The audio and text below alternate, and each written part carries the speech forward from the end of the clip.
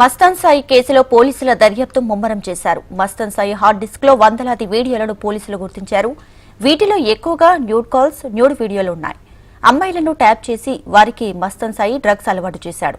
Drugs మత్తులో ఉన్న అమ్మాయిలపై సాయి లైంగిక దాడికి పాల్పడేవాడు.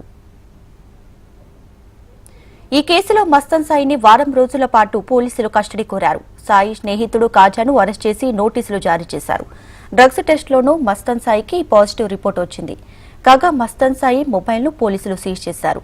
సాయి మొబైల్లో వేలాది మంది అమ్మాయిల కాంటాక్ట్ లిస్టు గుర్తించారు. సాయి డ్రగ్స్ ఎక్కడి నుంచి కొనుగోలు చేస్తున్నారని పోలీసులు ఆరా తీస్తున్నారు.